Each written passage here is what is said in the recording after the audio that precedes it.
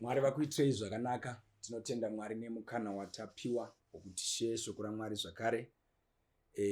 Tichada kutora scripture rinowanikwa muna 2 Timothy chapter 3 verse 16 rinoti all scripture is given by the inspiration of God and is profitable for doctrine, for reproof, for correction, for instruction in righteousness. So the title yangu chada kuitora pama first two words, all scripture is given by the inspiration of God. All scripture. Iri kuita agree ne scripture rinowanikwa muna Matthew chapter 4 verse 4 na Luke chapter 4 verse ya 4. But iye zvino zvichaona kuti vazhinji tinotora ma scriptures atiri kuda, atetiona sekuti aya atiitire, atitori from the Bible. But nhasi Mwari vachitibatsira tiri under inspiration yekuti all scripture, tichada kuti tingopa ka subtitle get this one yandinofeel inonge so called controversial because we are in a generation yavanhu vasingachadi truth, vari kuda kuti vanzwe ngano nezvinovafadza, vanoudza mudzidzisi zvokuti tidzidzisei zvakati, ndo zvatinoda kudzidza isusu. Hakuna zvinhu zvakadaro, rega ndikutaurire chokwadi. So what we need is kuenda mushoko raMwari. So the subtitle ndaubata nyaya yepreaching muchechi. I know kuti pane zvakawanda matheory akawanda pamusoro peshumiro, but dai Mwari vatibatsira vatiropafadza because generation yedu ine nhema dzakawanda. Chinongonzi nhema chinhu chinopikisana neshoko raMwari, ndosaka uchinzwa tichiti nhema, uye ndo zvinotipa confidence kuti this is a lie because hazvisi kunoita agree or zviri kuita hazvisi kunoita tally neshoko raMwari. So zvinhu zvese zvofanira kupimwa kana kuyerwa neshoko raMwari. Ndosa Jesu aiti musafunga kuti ndichakutongai, but shoko iri randakakuparidzirai ndo richakutongai. So dai Mwari vatibatsira nyaya yepreaching, kuti ndiani anofanira kuparidza muimba yaMwari. Dai Mwari vatikomborera, Mwari vatibatsira. Toda kuverenga nyaya iri muna 1 Timothy chapter 2 verse number 12. Right. The Bible riri kutaura richiti iro, let a woman learn in silence with all subjection. Let your women learn in silence. I do not allow a woman to preach, to teach, to teach, or to have authority over men, but to be in silent. I do not permit a woman to teach or to have authority or to usurp authority over men. So it's a scripture in Bible. Inyaya yandakaona sekuti vazhinji vanoita kunge ite iri controversial, kuparidza kana kushumira, kudzidzisa kungaita vakadzi mukereke. But Bible randakabata pano, randisirini ndakanyora, rinoti mudzimai asadzidzisa mukereke. Dai Mwari vatibatsira antiye zvino tine ma-female pastors anaitonzi mufudzi asi ari mudzimai zvake. Izvozvo ndingada kukonfirma kuti hazvina backup yama-scriptures, madzidziso dzevanhu. Dzinotaurwa muna Mark chapter 7 verse 7 inonzi in vain do they worship me, teaching for doctrine the commandments of men. Vakazvigadzirira ivo zvavari kuda kuti panopeda apa toita so, panopeda apa hazvina kana basa izvo. You see, but hatina kuda kuconsider kuti what about God's way? Because nyaya ise kungoti tada kufadza Mwari katada kunamata like Cain aida neshungu chaidzo kuti Mwari ndinoda vaitira basa, but aida kuzviita in his own way. That's the challenge we have with this generation. We have all the zeal. That's why Paul was saying at one time, he said, I testify that these people are zealous of God, but not according to the knowledge of God. So unofanira zvinhu zvese according to the knowledge of God. So dai Mwari vatibatsira, vatiitira zvakanaka. So Paul here is writing and say, I do not allow a woman to preach, to teach, not to have authority over men, but to be in silent. There are two reasons. I heard some pastors, they were saying, no, the women, pakorinde paiva ne confusion. vakadzi vepo vainetsa, so vakazoti vadaro vakanzi inhema idzodzo idzo. That's the lies. Those are the lies of the devil. Hakuna zvinhu zvakadaro. Bible rinotipa 2 reasons, and today I want to read for you these 2 reasons dzinoita kuti vadzimai vachinzi vasa participate panyaya dzekudzidzisa mukereke. Uye kukereke tiri kuda kuti musanganisira varume nevakadzi. Mwari dai vatibatsira. Ndichazoenda mberi ndichiclarify because I know vanhu vazhinji vanoda kuzama kuda kuno misquota ma preachers, because sometimes when you are giving these things pane the however part of the story or kunobata the other area, but panapa paroradza kuti in the church they are not allowed to teach, but pane ma instance ekuti Paul aimbostaura achiti vakadzi vakuru ngavadzidzise vakadzi vadiki. That means is now referring kuti a women to women, but not mu church ine varume. Bible riri kuti hazvisi kubvumidzwa izvozvo. Number 1 reason, let me just go back to the scripture. Let your women learn in silence with all subjection. I do not allow a woman to teach nor to usurp authority over men, but to be in silence. Number 1 reason, Adam was first formed, then Eve. That's the first reason, not confusion at Corinth. Not to vainetsa, not vaitaurisa, not chichi. Adam was first formed, then Eve. The second reason is saying, and Adam was not deceived, but the woman being deceived was into transgression.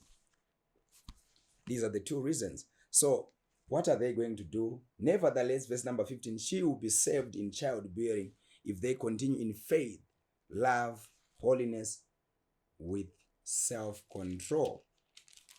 That's one scripture here. And we can go to another scripture from the book of Corinthians. 1 Corinthians chapter 14, verse number 33. Verse number 33, I hope you are following. Ndosigara ndichiudza vanhu vanoparidzira kuti usanditsamwira, because handisi ndakanyora Bible. I'm just giving you the scriptures dzakanyorwa some years back. And if you believe the Bible to be the word of God, we have to be loyal to the Bible kuti ishoko raMwari. So 1 Corinthians chapter 14, verse number 33, for God is not the author of confusion, but of peace, as in all churches of the saints. All churches of the saints.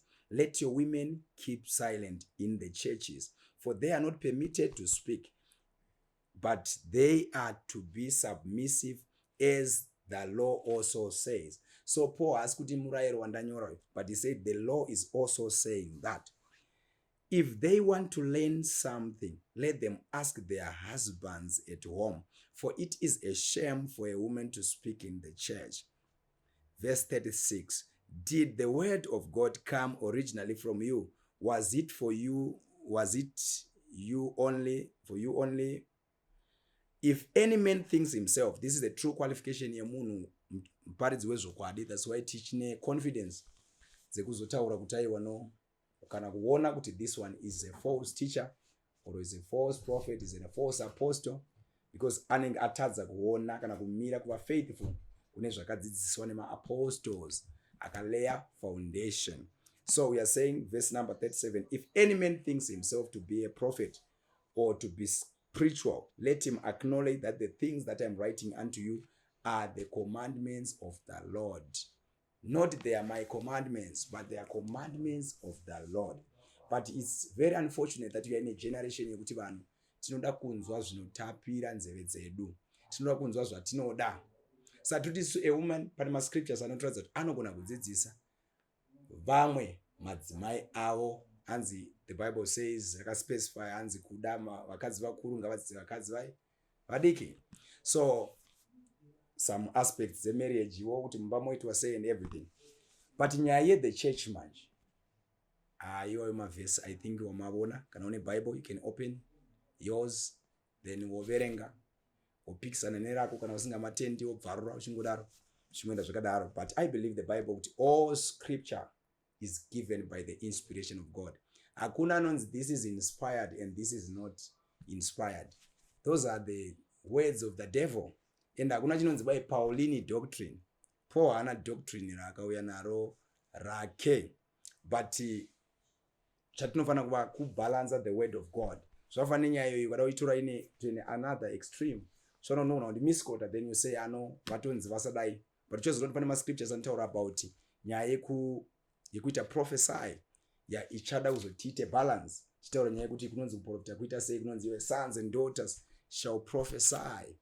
Zvinenge zvitaurwa nezvo. Paul panoti musarambidza kuprofita kana kutaura nendimi. That means a woman can prophesy, a woman can speak in tongues and do, but when it comes to teaching the word of God in the church, it's very clear. The Bible is saying they are not allowed not to usurp authority over men. That's where panongozouya era ipapo kana tatadza kubalanza the word of God. So tinofanira kubalanza scripture, tinofanira kutera Bible from cover to cover, every word. Tisava offended. Jesu anoti blessed are they vakaropafadzwa vasingaitwi offended in me. Because pana vanoita hasha vaverengerwa vhesi. Izvozvo itori signal, itori sign yekuti something wrong with you. But unofanira kutofara kana wanzwa wawana scripture. Then chazoona zvakare kuti kuvarume kwacho vanonzi vane vachiparidza muchechi kana kuti vari kudzidzisa muchechi, regai tiende kuti a bishop anofanira kunge ari munhu akaita sei. 1 Timothy chapter 3, I think inotibatsira futi iyoyo. This is a faithful saying, or at verse number 2, 1 Timothy chapter 3 verse number 2. A bishop then must be blameless, the husband of one wife, not the wife of one husband, but the husband of one wife. But challenge iripo mu generation yedu titori nemabishop ane vakadzi 7 ane vakadzi 50 nzaiwa kwedu kuchechi hakuna problem. Rega ndikutaurire chokwadi, Mwari havasi kuzotonga nyika nemachechi. If he is going to judge the world by the churches, and which church is he going to use as a standard? Because vamwe vachakuti pfeka suit, vamwe vachakuti ita izvi, vamwe vachakuti pfeka garments, vamwe vachakuti uya usina boots, vamwe vachakuti. So which church is he going to use? Nyaya iripo ndeyekuti God is going to judge the world by the word, ndo standard.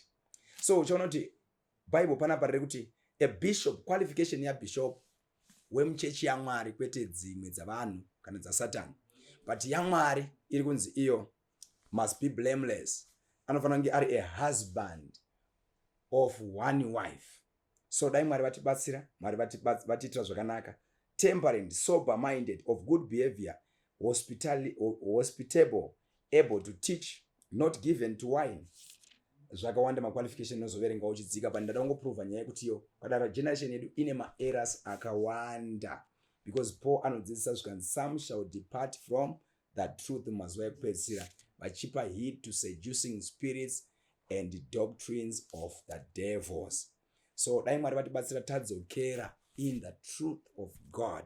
But inini pandataura pese even about women or ladies, there are so many great ladies vaisumudzwa naMwari even in the Bible, vanoratidza kuti vaigona kuita ma great exploits, and Mwari havasi kuundermine madzimai kana vaitaura izvi, but vari kuti responsibility akaita sekuteacher in the house of God, they are not allowed. That's why Jesus pama disciples ake, there was no a lady there. Tikaenda pa the 12 tribes, those 12 children vanonzi ma pillars of Israel, there was no a lady there. So all those things, it's very good to do the will of God. It's very good to balance the word of God. Yes, I know people are ready to criticize and people are ready to give their own ideas and opinion, but I believe that the word of God do not let every man's word be a lie, but only God's word be true. So opinions setingava nadzo, but shoko raMwari ndo rinofanira kunge richitevedzegwa, kana kuti rinofanira kunge riri our standard, our absolute. Zvimwe zvese toisa paside, ndo zvinoratidza kuti tiri loyal kuna Mwari, uye rudo rwedu kuna Mwari tinoruratidza kana tichiva loyal kushoko rake. Jesu ndo panoti kana muchindida munoita zvandakareva. So Mwari vari kutaura zvavakareva kufurikidza nemuranda wavo Pauro wakashandisa, vari kuratidza nyaya yekuti iyo zvavari kuda kuti zviitike mukereke.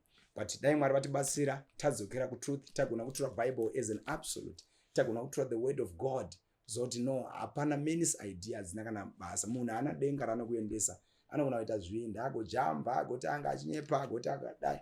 But kana zvine scripture manje, haungati Mwari vakanyepa ka. God is not a man, Numbers 23 verse 19, God is not a man that he should lie, neither a son of man that he should repent. Kana Mwari vachinge vataura shoko, vanorizadzisa. Vanotaura muna Jeremiah 1:12, I'm watching over my way to perform it. Mwari vakuitirei zvakanaka. Ngatirambe takastika to the Bible teaching. Chaona kuti izvozvo zvichatibatsira kuti tibve muconfusion iri mugeneration ino. We are living in a world where there is confusion everywhere. But dai Mwari vatropafatsa. I believe in our next segment we are going to discuss about foods and different things. We are going also to discuss about Sabbath.